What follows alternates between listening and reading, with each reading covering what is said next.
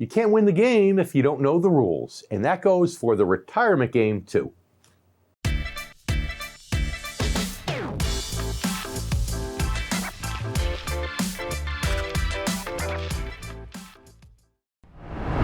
Hi everyone, I'm David Scranton.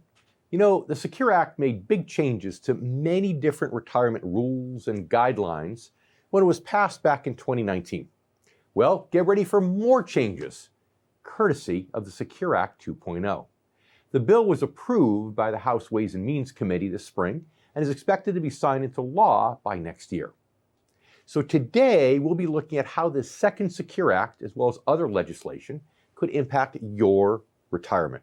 And specifically, we'll cover the changes that could affect you most if you're not retired yet, the most meaningful changes if you are retired, what's in store for Social Security, as well as, of course, what all these changes mean specifically for income investors.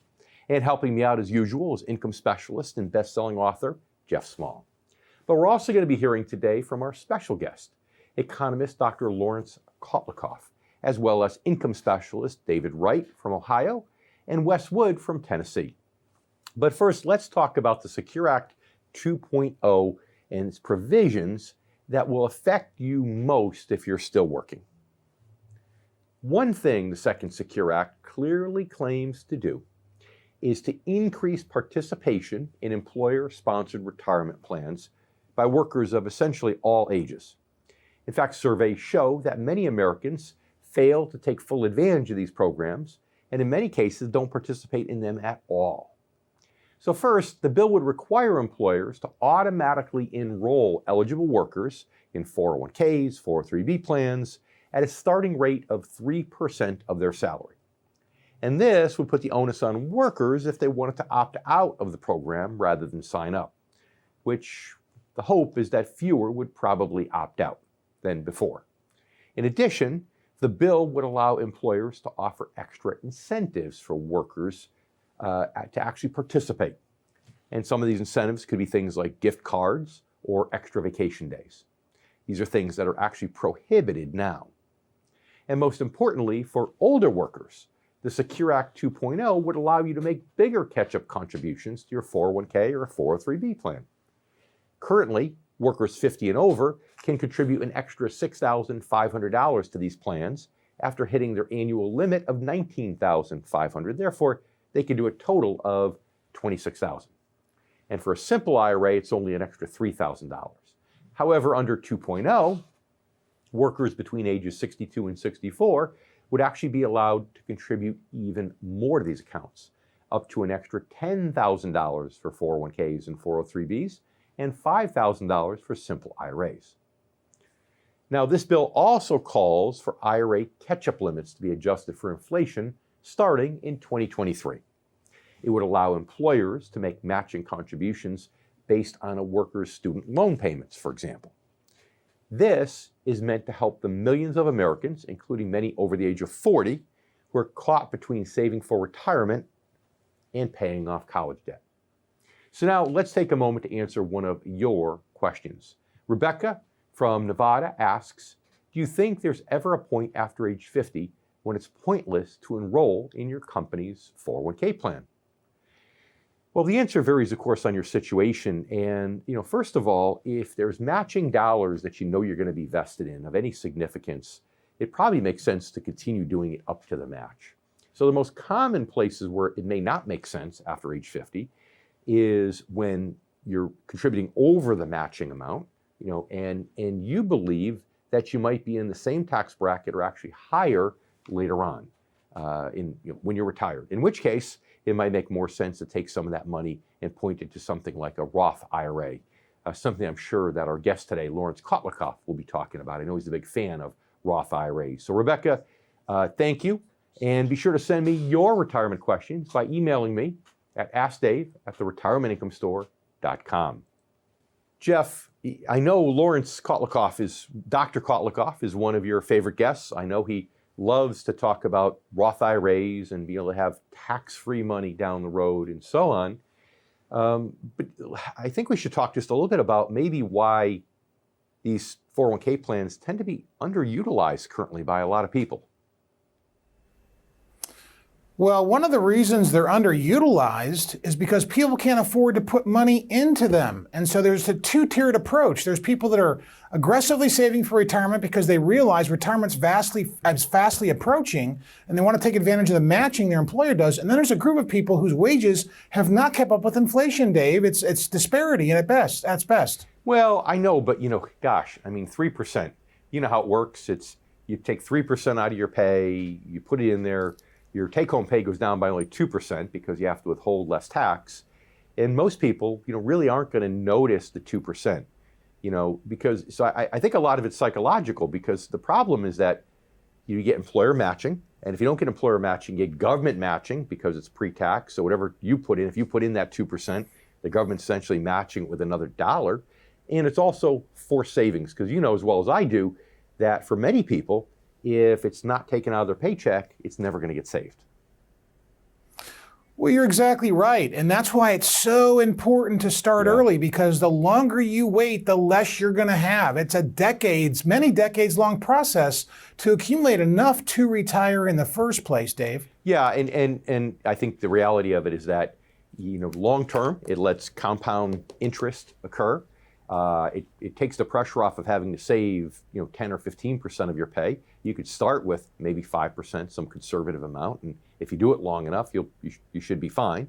And also that dollar cost averaging thing that we talk about on a lot of shows too. So the earlier you start, the better, but obviously you can't reverse the clock, right? Well, that's true. I mean, even with the catch-up provisions that we have in the 401k plans now, somebody over 50 can contribute up to $24,000 a year, but that's not even enough to catch up for waiting until you're 45 or 50 to even start contributing. Yeah. Well, but it's at least there to help people who maybe get a late start, or even don't get a late start, but want to shelter more money to have a better retirement. It's nice to have that there. And the reality is, if you offered catch-up features to a lot of younger folks, they probably wouldn't be able to take advantage of it. Because, I agree with you a lot of it's a question of whether or not you actually have the money. So you're talking 3 or 5%, that's one thing. If you're talking for younger folks to put in enough to make up for those catch-up features, well then, you and I both know that's simply not going to happen. So all good things, Jeff, as usual. And I know you're excited. In the next block, we have Dr. Kotlikoff coming up, one of your favorite guests. Can't wait. So that'll be fun. I can't wait to hear what he has to say. So before we get to Dr. Kotlikoff, though, in a moment, we'll be talking about some provisions in the second Secure Act, that's Secure Act 2.0, that are more likely to impact you if you're already retired. All that and much more coming up on the Income Generation.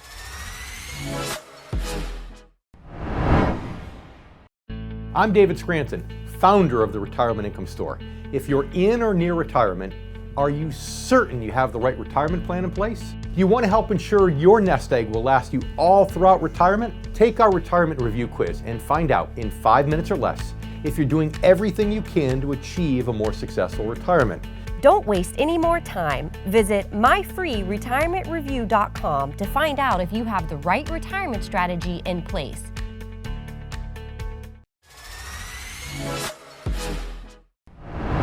Welcome back to the Income Generation. I'm David Scranton, and today we're looking at how the Secure Act 2.0, as well as other retirement reform measures, could impact you in the near future. And so far, we've looked at some of the proposed changes most likely to affect you if you're still working, but what if you're already retired? Well, perhaps the most talked about proposal in the bill involves required minimum distributions, RMDs. For the second time since 2019, the age when RMDs kick in would be raised. The original Secure Act raised the age from 70 and a half to age 72, and that's currently when you must start taking forced withdrawals from your retirement accounts and, of course, paying tax on those withdrawals. Under the new bill, the age would increase to age 73 in 2022, 74 in 2029, and 75 in 2032. In addition, the penalty for miscalculating or failing to make a mandatory withdrawal would be greatly reduced, because right now, any shortfall in your RMD is hit with a whopping 50% penalty. Under 2.0, that penalty would be reduced to 25%, and would be only 10% if the error was quickly found and remedied. Now, while most people are retired by the time their RMDs start, some are not. Raising the RMD starting age reflects the fact that Americans are living longer and retiring later. But either way, having the right strategy for taking your RMDs is one of the most important parts of retirement planning, right up there with claiming Social Security, something we'll talk about more with Jeff in just a moment. But first, another one of your questions from Peter from Minnesota. How would RMDs affect me if I have a Roth IRA? Peter, great question. Real simple. Good news. You don't have to take any RMDs on your Roth IRA. So it wouldn't affect you at all. You've got a lot more flexibility. And if you have a question, just email us right here at AskDave@theretirementinComeStore.com. So we don't know what really is on Congress's mind these days because they keep raising the age for the required minimum distributions. Now, there is some advantages to this. It gives people more time to grow their savings on a tax-deferred basis. However, if they need that income, they got to start pulling out money early anyway, so it's not impactful for the folks that actually need income before they turn 70 or 72 and a half here, Dave. Well, it's actually something that helps the affluent, the people who, you're right, don't need the money, who have enough assets more than anything. But regardless, whether you need the money early or you don't need the money early, and you want to defer it longer, bottom line is tax planning is so important. We talk about that in every single show. And at the end of the day, you can plan early before retirement to manage your taxes throughout all different stages of retirement. And that's something I want to talk to our special guest about, Dr. Laurence Kotlikoff, a professor at Boston University and president of MaxFi, a personal finance planner, which is available on maxfi.com. Dr. Kotlikoff, great to have you back with us here on The Income Generation. Great to be with you, David and Jeff. I love talking to you guys. Dr. Kotlikoff, Congress is doing it again. They are messing around with Social Security, IRAs, required minimum distributions, but specifically the Secure Act 2.0 is they're trying to accelerate the required minimum distribution age to age 75. Why in the world would they do that? What is the benefit of doing that other than political cannon fodder, which is what seems to be their mode of operandi anyway? Yeah, so many people think that the best way to deal with your retirement finances is to wait as long as possible, take your retirement account money, and to get by taking Social Security early. This is generally a huge mistake because Social Security pays an absolutely safe, enormous return from being patient for most people. I would say 80% of people. And you also, during this period, a lot of people are retiring early. Most, Americans are retired by 65, 66. So from that period between that age and 70, when most people should be waiting to take Social Security, at least their retirement benefit, you've got this period where your marginal tax, your tax bracket's low, and you want to be taking retirement account distributions then. Instead, people think, well, let me take Social Security first. I'll leave the money in the stock market in my 401k and it'll make a killing. Well, the stock market has been making a killing, but it can kill you because it's historically, extremely volatile. And in the 2008, 2009, it fell 53%. It fell 86% in the early 30s. It fell 50% in 2000, 2002. So, if it starts to drop like that dramatically, people will panic, and they'll have much lower Social Security for the rest of their life, and they'll be out of the stock market because they've panicked. And well, I think Dr. Kotlikoff, I think you nailed it, because the reason why they want to punt on required distributions is to keep money from coming out of the market. That's why they moved it from age 70 and a half to 72. They didn't really do anything for the American people. They're doing it for themselves, so money doesn't come out of the stock market, so the stock market will stay static. Because if there's $500 billion coming out of the market from RMDs, guess what that is? That's a pretty large fraction of the total market cap. That's a lot of money coming out. They don't want that money coming out during their election years. I think, this is a lot, if you look at who contributes to the to these committees of Congress on these issues. It's the big banks, and the banks are keen on keeping the money inside these accounts so they can manage it and charge fees. But we want to take the money out earlier so we can pay lower taxes on a lifetime basis when we're in lower tax brackets. That's what Roth conversions are partly about.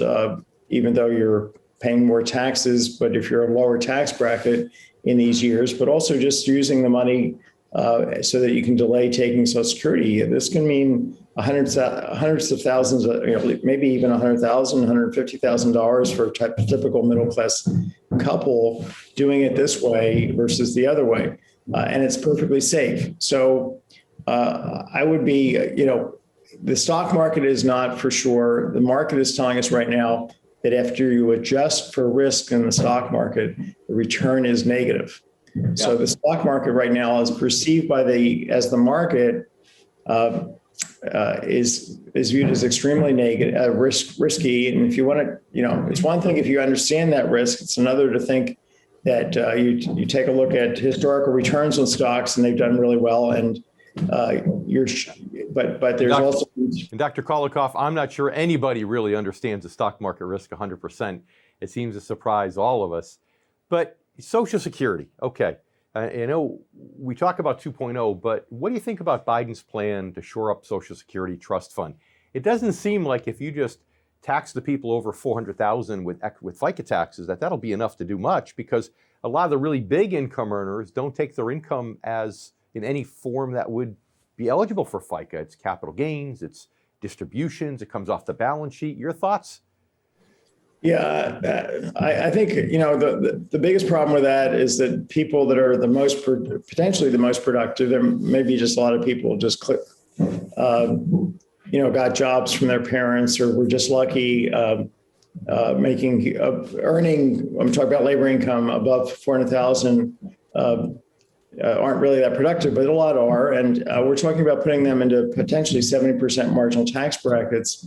When you add together this extra tax on FICA that kicks in above 400,000, and then you've got the income tax and the state income taxes, and then the sales taxes and the excise tax. So you put everything together.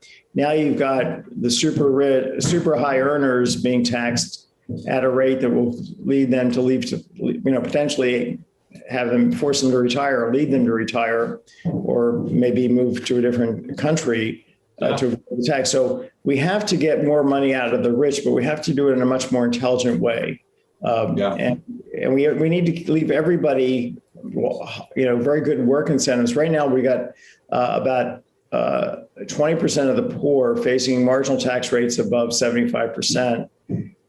That's crazy too. Yeah. So we got craziness happening in terms of work disincentives at the low end of the income distribution. And now they're talking about doing it at the upper end. We're talking about craziness on the high end, right? So it's the campaign promise. He's going to favor the middle class. And I think he meant literally the middle class. So Dr. Kotlikoff, once again, it's been our pleasure having you. Thank you.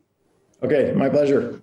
And coming up in just a moment, we'll talk about some of the big reforms that are in store for Social Security under President Biden's proposed budget. Plus, we'll talk to our next guest, income specialist David Wright from Toledo. All this and more coming right up on The Income Generation.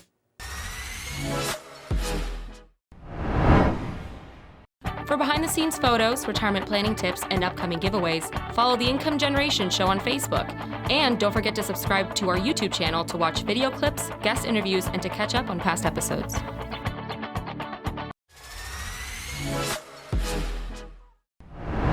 Welcome back to The Income Generation. I'm David Scranton, and thanks for tuning in as we talk about some retirement reforms that could be impacting you in the short term. And so far, we've covered some of the biggest changes proposed in this Secure Act 2.0. But now let's talk about changes that just might be in store for what is, to most people, a vital source of retirement income, and that is Social Security. While the Secure Act 2.0 doesn't address this biggest retirement program of all, which is Social Security, President Biden's proposed budget does. If you fall in a certain category, you could see your benefits increase under Biden's plan. For instance, if you receive benefits for more than 20 years, you can actually get a 5% bump. Widows and widowers, meanwhile, could receive up to 20% more per month. In addition, the annual Social Security cost of living adjustment, or the COLA, would no longer be measured by the standard CPI index. Instead, they'd use the CPIE index. That's the consumer price index for the elderly. It's designed specifically to track the inflation challenges that are faced by retirees, which in most ways are greater than those of younger folks. And this includes healthcare costs. Now, President Biden's plan also calls to lower the eligibility age for Medicare from age 65 to age 60. His plan outlines several other changes for Social Security, including some suggestions for making the program solvent over the long run. And naturally, one of those is a tax hike. However, rather than a broad increase for all workers, he's proposed imposing payroll tax on income above $400,000. Currently, taxes are only collected on wages up to $142,800.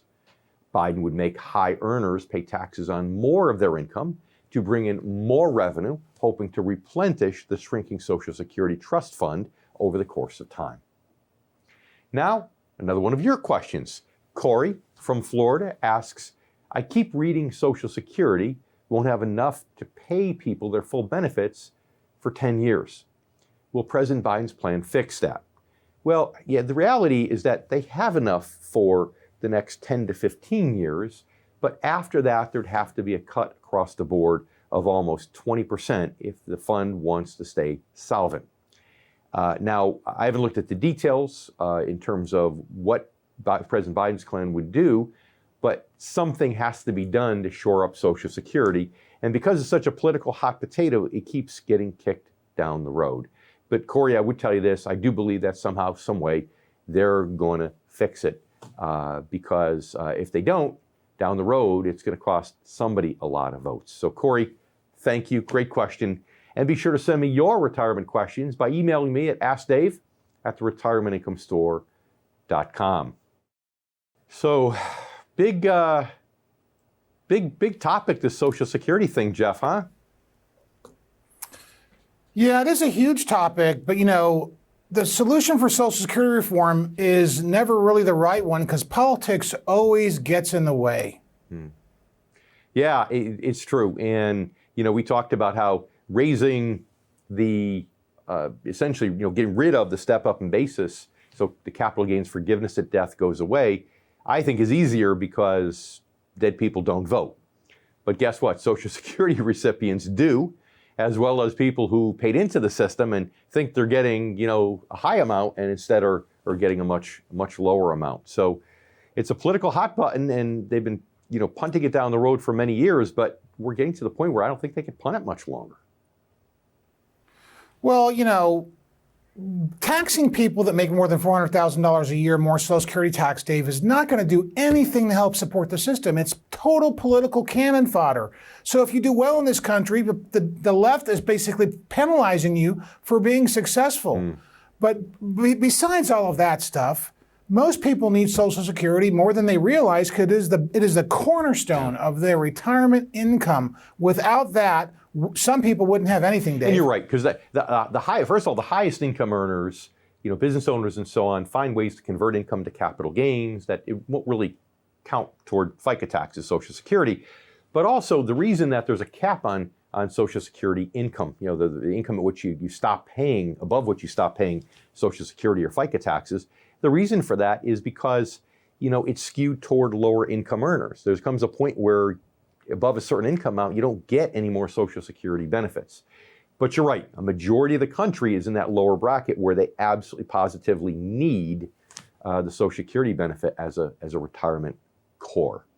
And now I'm anxious to see what our next guest, Dave Wright, has to say about that. Founder of Wright Financial Group, a retirement income store located in Toledo, Ohio. Dave, as usual, it's our pleasure to have you back here on The Income Generation. Thank you, guys. Good to be back.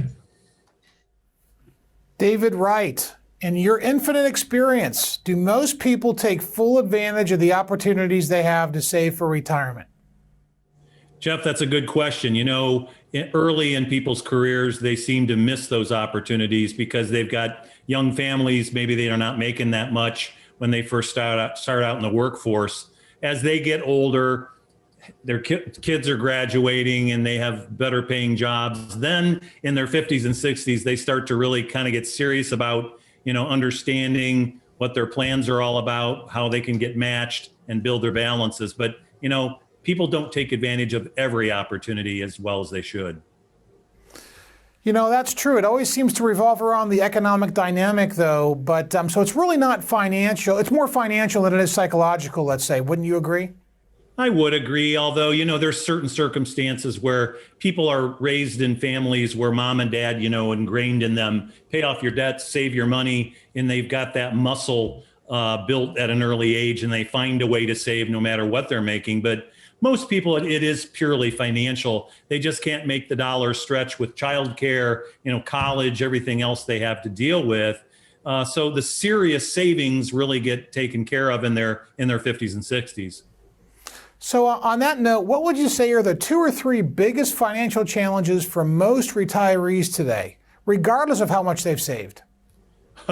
Well, that's a great question, and one that I bring up a lot to people that I see. I think one of the ones that we miss a lot is that people just really underestimate what they need for their monthly budget. They really undershoot it because they use a bottoms-up approach. But I'd say the 2 or 3 biggest things that people underestimate: always that ugly inflation. We've certainly experienced it this year. Obviously, we know down the road taxes are looming ahead because all the things that the government's doing now to incentivize people to delay their RMD, like, your show's talking about today.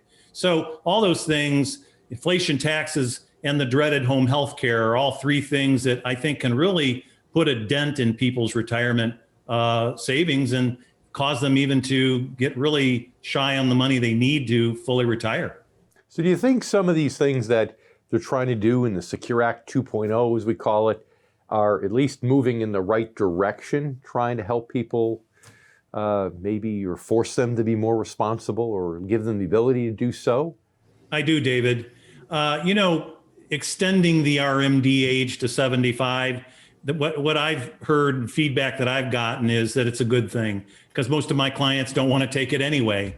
And those that have come to the dance late, have accumulated money kind of in their 50s and 60s, really want to take advantage of looking into doing some Roth conversions, possibly drawing out their RMDs sooner than 72 or 75. So delaying it out and giving them a chance to be more proactive from a tax sense. I think that really helps. Also encouraging, Roth IRA contributions, extending the catch up there a little bit more, as well as Roth matching contributions.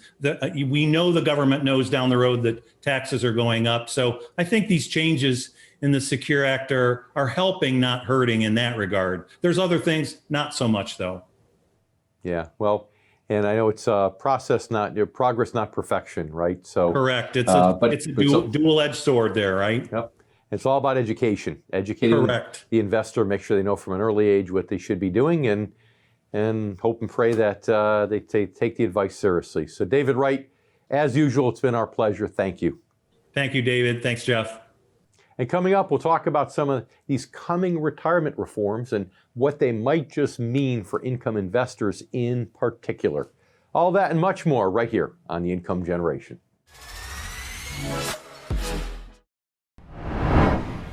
I'm David Scranton. During my career, I found that most baby boomers have done a great job growing their retirement savings, yet many don't know how to convert their savings into steady income.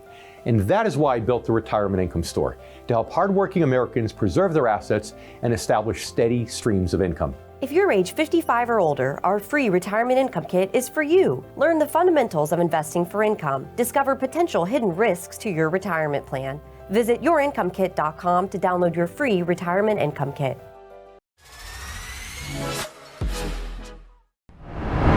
Welcome back to The Income Generation. It's great to have you. I'm David Scranton, and today we're discussing retirement reforms that may affect you soon. And so far, we've covered provisions in the Secure Act 2.0 and President Biden's proposed changes for Social Security.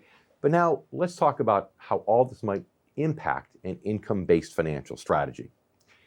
As we discussed, one of the main goals of the Secure Act 2.0 is to make it easier and more enticing for workers of all ages to participate in their employer-sponsored retirement plan. Now, that's a very good goal, and if you're still working, please take advantage of all the opportunities to make the most of your company's program. And while there is much more to good retirement planning than saving up a lot of money, it's certainly smart to save as much as you can. And the sooner you can start, the better. Once you reach a certain age, however, it's time to learn more about those other elements involved in good retirement planning. And that age is typically in your 50s, or let's say within 10 or 15 years of retirement.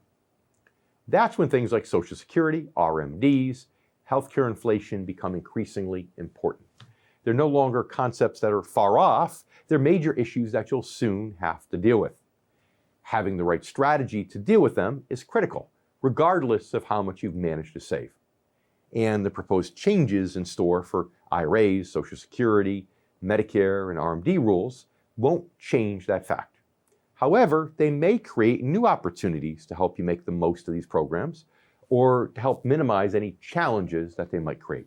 And once again, the key to doing that starts with having the right strategy. In my experience, that means a strategy geared toward, you guessed it, retirement income. Now it's time for one last question from you. Kyle from Maryland asks, how do I know my financial advisor stays up to date on all these changes and reforms? Is it required by law? Well, Kyle, it depends upon whether your advisor is a fiduciary or not. So technically, it's not required by law in either way. However, a fiduciary has to do what's best for you and make recommendations that are best for you. And I would certainly argue that that person would be hard-pressed to do that if that person didn't keep up with current laws. If you have someone who's not a fiduciary that works with you, that really is a commission-based salesperson, then that person only has to make recommendations for you that are suitable, not that are the absolute best. And therefore, that person can easily skate by without staying up to date with these important issues. Thanks for writing, Kyle. And once again, be sure to send me your retirement questions by emailing me at askdave@theretirementincomeStore.com. Jeff? A lot of pre-retirees, Dave, when planning for retirement, will get too hung up on getting to a specific number. You can never have enough in retirement. So obviously, the larger the number, the best is the best. However, just save as much as possible and don't ignore that responsibility to yourself. Yeah, it's great advice. You know, we always talk about how it's about the income, but that's when you're within 10, 15 years of retirement. Now you say, okay, what can I do to get the lump sum that I have and think I will have to earn the most income for me? But when it's earlier on, you have to make a guesstimate of what lump sum you'll need, even if you're going to make that transition in a timely fashion to investing for income. It's still got a target. You got to have a target of some sort. And yeah, more is better, but a lot of people work well with a goal. So, don't ignore the lump sum totally. Sometimes it's important to have that lump sum goal. So the income model recognizes that RMDs and Social Security as really are two major issues you need to plan for in unison. And so there's tax issues, there's getting the most amount of income in retirement issues that people really need to drill down on hard. Yeah, like we always talk about, it's as far as Social Security, it's a question of, do we take it early, take a reduced amount? Do we take it later? Does one spouse take it early, one spouse take it later? And that affects how much income you need to be getting from other investments, assuming you're retired, but maybe not taking Social Security right away. So it does go hand in hand. And as we said a moment ago, Social Security is an income strategy. In fact, Social Security, in many ways, is the quintessential income strategy because it's an income that you can never outlive. And RMDs, everybody wants to get their RMDs from interest and dividends and not take principal if they can do that. But now it's time to bring on a good friend of both of ours, Jeff, and that's our final guest of the show, Wes Wood, founder and president of Wood Financial Group, a retirement income store located just outside of Nashville. He's also the host of his own TV show, The Retirement Income Show, airing every Saturday morning on News Channel 5 in Nashville. Wes, as usual, great to have you here on The Income Generation. Thanks, Dave. Thanks, Jeff. Glad to be here today. Wes, retirement forms are on deck in Congress. The Secure Act 2.0, some changes. They want to increase the RMD to age 75. How do you see that impacting your customers and all retirees across America? Oh, well, specifically regarding the RMD age to 75, I mean, it's a pretty big deal. What it's going to really allow our clients to do that aren't needing money or income out of their portfolio yet, obviously they can now wait a couple of years before they're forced to take those distributions out. And the benefit of that, of course, is if they're not forced to take those distributions out until 75 instead of 72, it just allows their money to continue to grow and accumulate and build tax deferred until they're going to be forced to at that later date if it gets passed. So if the money grows, so does the tax then too, correct? Well, that is true. So obviously, if there's more money in the pot, in the IRA, in the qualified account at 75 instead of 72, the distribution is going to be a higher dollar amount, which will, of course, impact their tax return at that age and make them pay more in income taxes for sure. Not to get too political on you, but let's mix it up a little bit. Do you really think that Congress has the intent of helping a retiree by deferring the RMD to 75? Or do you think they're doing this to take the pressure off required distributions coming out of the stock market, Wes? Yeah, that's a tricky thing to answer. But I will say I do not believe it's the intent of Congress to save on taxes. They need the revenue, they need the tax income coming in.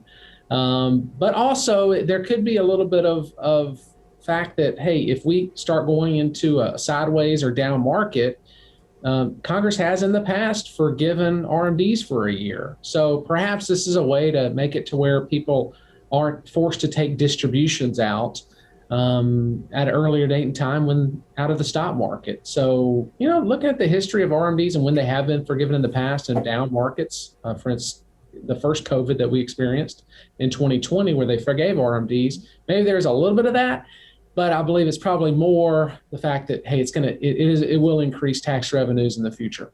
At the end of the day, people can always take distributions at age 70 or 72. So this just gives them more flexibility, but they could take them earlier where they want the money, or even if they want to do some Roth conversions to maybe take that increased tax sting that Jeff was referring to on the back end and reduce it. Yep. Yeah. Hey, I want to ask you, so what do you think about this? Politics aside, what do you think about this concept of charging FICA taxes now on salaries up to the current limit, skipping a band, and then again charging FICA taxes on salaries over $400,000? Yeah. Do you think it's worth it? Do you think it'll even put a dent in shoring up the Social Security Trust Fund, or is it a political hot potato? Well, something's going to have to happen with the Social Security Trust Fund, because as it sees right now, odds are in the year 2035 we're going to see a reduction in benefits by nearly 20%. And that's if Congress does absolutely nothing and sits on their hands. So imagine somebody's collecting $2,000 a month. Well, then all of a sudden they're going to see a reduction down to $1,600 a month. So something needs to happen in order to restore the solvency of the system. So I believe this is one thing that can be done to help put more money into the trust fund and help make sure that there's more money out there to pay benefits. It's not going to cure the problem, but it may at least kick that can down the road. Instead of the year 2035, perhaps it'll bump it out a few years. It's a tough one. Well, Wes, we'll have to have you back on once we know whether or not this gets passed through all channels. So as usual, it's great to have you. Thank you. Well, thank you, guys. Talk to you soon. Thanks for joining me once again right here on The Income Generation. And thanks to Jeff Small, as well as all of our guests. We've had a blast. Bottom line, if you're close to or you're in retirement and you're concerned about your money, it's essential you stay informed and up to date. And as you know, right here is where you can do it on The Income Generation. I'm David Scranton, and we'll be back next week.